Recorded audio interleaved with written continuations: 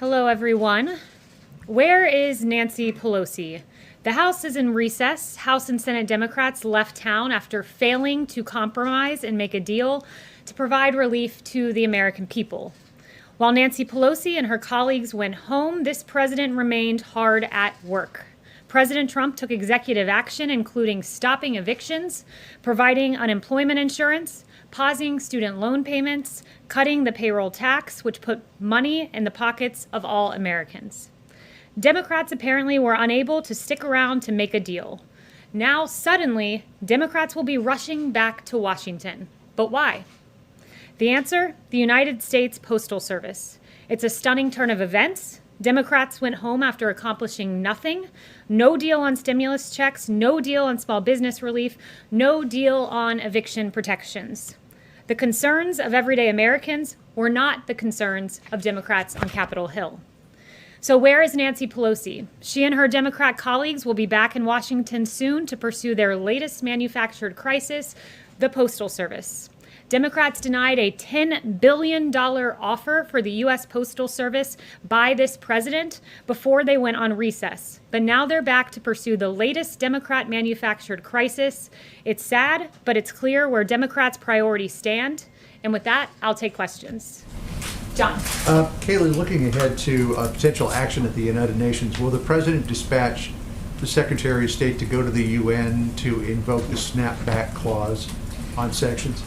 Yeah, so I have no announcements and I won't get ahead of the president, but what I will say is the president has said that he will be willing to invoke the snapback option soon, and I'll leave that to him. Yes. Kayleigh, the president said this week the only way we lose this election is if the election is rigged. It begs the question, does the president believe there's any circumstance under which he could lose the election fairly? The president believes he's done a great job for the American people, and he believes that will show in November. He believes that voter fraud is real, in line with what we see all across the country, particularly with mail-in ballots, which are prone to fraud.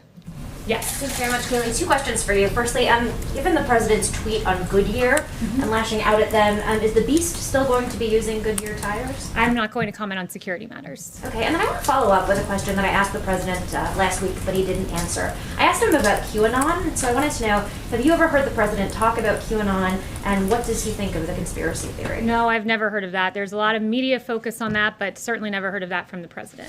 Yes. Kayleigh, just to follow up on what my colleague said over there with regard to the president saying make sure to get out and vote because the only way we're going to lose this election is if the election is rigged.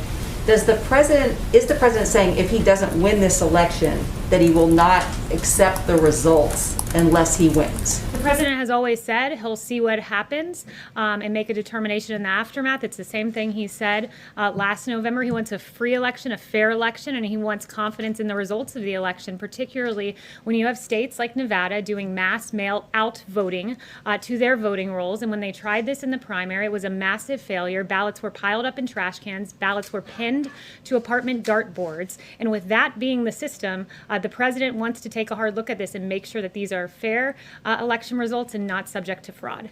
Yes. Can you tell us if the White House has reached out to Pelosi or the Democrats to talk over the next couple of days about stimulus? Yeah, so I have no updates on the personal conversations that we've been having, but what I'll say is this, is I know the Speaker is interested in potentially a skinny bill with post office funding, but what we want here at the White House is we're certainly open to post office funding. We did, after all, offer that $10 billion that was turned down, so we're open to that, but what we want to see in there is relief for the American people who are hurt through no fault of their own. For unemployed Americans, we want to see enhanced unemployment insurance. PPP, we want to see small businesses get taken care of. That money goes directly to payroll, so to pay workers and thus keep jobs. And we're interested in seeing stimulus checks go out to the American people as well.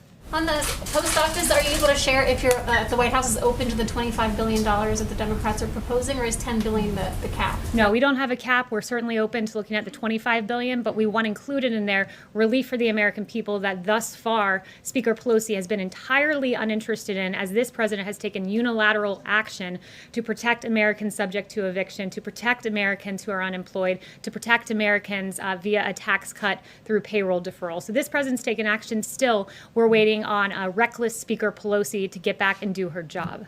Just to follow up on that, and then I have another question. Are there other things that the president could do in the realm of the executive action to address this problem with the Postal Service to ensure that they've got sufficient funding? Is there anything that he could do to sort of fill the gap? So the post office does have sufficient funding through 2021, and they do currently have cash on hand. They've been given that $10 billion line of credit through the CARES Act, so that's important to note. And look, we're looking at the post office funding to do with Speaker Pelosi, but that must also include money for our hardworking Americans as well. And the president, just to underscore this, mentioned yesterday that he wants to protect postal workers. These are great, hardworking Americans, and he wants to make the post office solvent and to protect those post office jobs. And he mentioned Amazon needing to raise the price of packages for Amazon as a way to help the solvency with the post office. Just follow up. So, with the recent agreement between Israel and the United Arab Emirates, there is great interest on the part of the Emiratis to purchase F-35s. What is the president's position on selling those high-end aircraft to the Emiratis at this point, and would that require congressional changes to remove the qualitative military edge that is guaranteed to Israel at this moment? So we don't confirm or comment on proposed defense sales or transfers until they're formally notified to Congress. To circle back on your first point, too, about post office funding, I did want to highlight a piece that was written by Ruth Goldway, who's a retired chairwoman and commissioner of the U.S. Postal Regulatory Commission. I believe it was in the New York Times. And she said, quote, that the post office has access to about $25 billion in cash. Its own forecasts predict that it will have enough money to operate into 2021. So this notion that there's this emergency for which Nancy Pelosi needs to rush back to Capitol Hill to solve is a farce. It is false. The real thing that's happening here is Nancy Pelosi is feeling pressure from her members, from her constituents, because she's not delivered relief for the American people, and President Trump has. Yes, Paula. Thank you, Kayleigh. Today, the president encouraged Americans not to buy Goodyear tires, suggesting that they had a ban on MAGA hats, but it appears that their policy is just a ban on political speech. It's pretty common for most companies.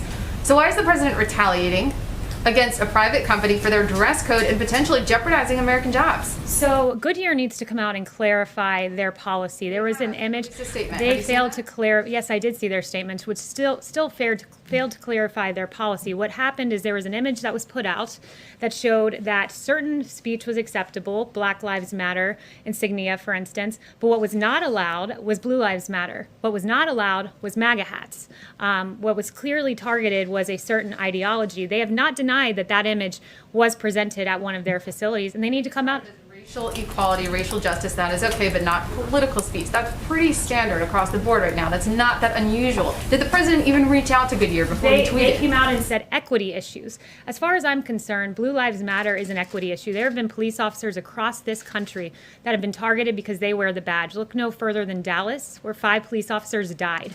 So Black Lives Matter, an organization who's in their DC branch said Black Lives Matter means defund the police. One of their presidents in New York said we will burn down the system. We all remember in 2015 the yelling of pigs in a blanket, fry 'em like bacon at a Black Lives Matter rally. That speech is allowed, but Blue Lives Matter is not allowed. And I will stand at this podium and say Blue Lives Matter is an equity issue, and Goodyear needs to come out and acknowledge that. Yes. Well, so let me just address that. The reason he called for the boycott was over MAGA. MAGA is pretty much unanimous with Blue Lives Matter these days, if you've seen the endorsements. Yes. Hi, Kayleigh. Does the White House support rolling back those existing operational changes that Louis DeJoy has done at the Postal Service, like those mail sorting machines? He said he would pause the operational changes going forward, but do you guys support rolling back the ones that have already affected mail delivery? So the president made his position clear on this yesterday, and it is making the post office solvent via Amazon, package rates being raised. It's important to note how this works. So for letters, magazines, catalogs, the post office can only raise prices by the rate of inflation, whereas with packages and commercial freight, like Amazon, they can raise those competitive prices. And the Postmaster General Louis DeJoy has proposed doing just that because we don't believe that Amazon should be able to push expensive packages to the post office and burden them further when they've already had issues with funding and push it there, but yet take advantage of the cheaper shipping. It's a business model that works for Amazon, but it's not one that works for the American people, and clearly not one that works for the post office. What about the specific operational changes? The president's made clear that Amazon, he thinks that's the best way to go, and I'll let him answer any further on that. Yes. Thanks, Kayleigh. The president last night congratulated Laura Loomer for her primary win in Florida. He's also backed Marjorie Taylor Greene in Georgia. Both women have expressed anti-Muslim sentiments. Does the president endorse their views of Muslims, and does he believe that those views belong in Congress? Well, the president routinely congratulates people who officially get the Republican nomination for Congress, so he does that as a matter of course. He hasn't done a deep dive into the statements by these two particular women. I don't know if he's even seen that, but he supports the Muslim community. He supports the community of faith more broadly in this country. Yes.